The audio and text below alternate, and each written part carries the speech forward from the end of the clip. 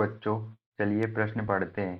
दी गई समीकरणों को पूर्ण करें। यहाँ पर हमें जो पहली समीकरण दी हुई उसमें Mg प्लस 2HNO3 दो अणु नाइट्रिक अम्ल की अभिक्रिया कराते हैं Mg मैग्नीशियम से, तो यहाँ पर हमें MgNO3 होल 2 प्लस जो रिक्त स्थान है उसमें W दिया हुआ है, तो हमें यहाँ पर W बताना है कि W क्या होगा। ऐसा हमें यहाँ पर जो समीकरण है उसको पूरी करनी है। और जो हमारी दूसरी समीकरण है उसमें कॉपर Cu की अभिक्रिया 8 अणु HNO3 से कराते हैं, तो 3 अणु Cu3NO3 होल 2 प्लस X, यहाँ पर जो है हमारा क्या होगा, X होगा, सिर्फ X होगा। तो X रिक्त स्थान में X प्लस 4 अणु H2O। तीसरी रिएक्शन हमें दी है I2 प्लस 10 अणु HNO3, तो हमें Y जो रिक्त स्थान Y है वो बताना। और यहाँ पर जो हमें 10 अणु दिए हुए हैं NO2 के प्लस 4H2O।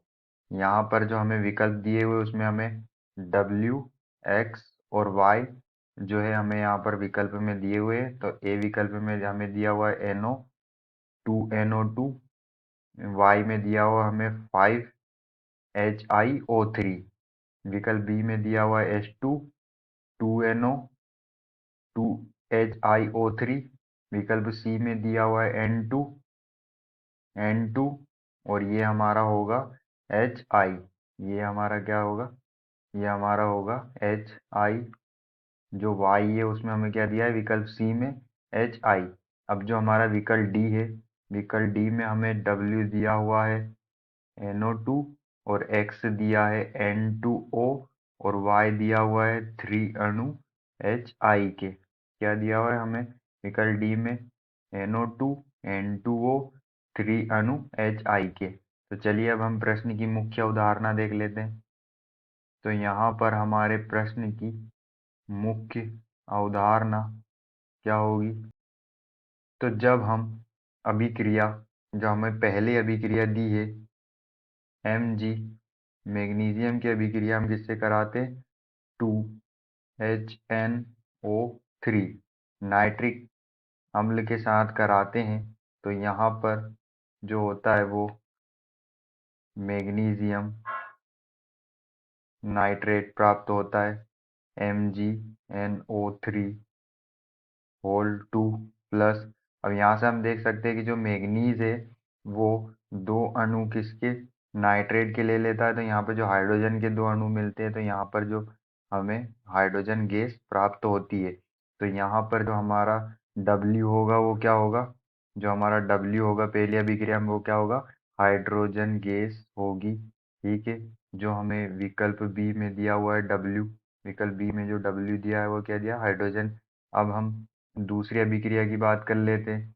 तो जो दूसरी अभिक्रिया है हमारी, दूसरी अभिक्रिया उसमें हम कॉपर की अभिक्रिया 8 अणु लेते हैं हम HNO3 नाइट्रिक अम्ल के कराते हैं, तो हमें यहाँ पर जो है उत्पाद में 3 अणु Cu3NO3 का होल 2 प्लस जो X यहाँ पर मिलता है, और इसके साथ हमें 4 अणु किसके निकलते हैं, वाटर के।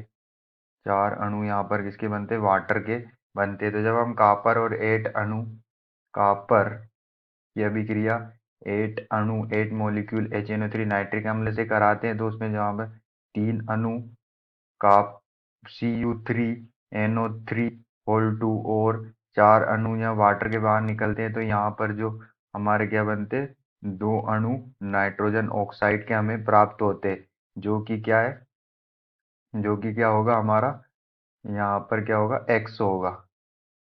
क्या होगा, X ये हमें प्राप्त होता है। अब जो अभिक्रिया, तीसरी अभिक्रिया जो होती है उसमें हम आयोडीन के साथ I2 के साथ 10 अणु HNO3 के लेते हैं नाइट्रिक अम्ल के, तो हमें उत्पाद में जो Y प्राप्त होता है उसके साथ जो है 10 अणु नाइट्रोजन डाइऑक्साइड के मिलते हैं और 4 अणु किसके मिलते हैं, वाटर के मिलते हैं। तो यहाँ पर जो हमें Y प्राप्त होता है वो क्या प्राप्त होगा, यहाँ पर जो Y प्राप्त होता है वो होता है 2। दो अणु किसके प्राप्त होते हैं यहाँ पर, HiO3। यहाँ पर दो अणु, जब हम आयोडीन की अभिक्रिया 10 अणु किसके लेते हैं, हम नाइट्रिक अम्ल के लेते हैं, तो हमें यहाँ पर जो है 10 अणु नाइट्रोजन डाइऑक्साइड के निकलते हैं और 4 अणु वाटर के निकलते हैं। तो उसके बाद जो बचता है वो, उससे हमारा क्या बनता है, दो अणु दो अणु किसके बनते हैं, HiO3 के। ये हमारा क्या होगा, ये हमारा यहाँ पर क्या होगा, Y होगा। तो हमारा W क्या है, हमारा इस अभिक्रिया में जो W है वो H2 है, H2 है। और यहाँ पर जो हमारा X है वो क्या है, NO है, दो अणु NO के। और यहाँ पर जो हमारा Y है वो क्या है, Y जो है हमारा दो अणु HiO3 है। तो चलिए हम अपने विकल्प को चेक कर लेते हैं। तो विकल्प बी में हमें दिया हुआ है WH2 और X दिया है दो अणु NO और Y दिया है दो अणु HiO3 के। तो हमारा विकल्प जो बी है वो क्या होगा, हमारा आंसर होगा। आशा करते हैं आपको समझ में आया होगा। धन्यवाद।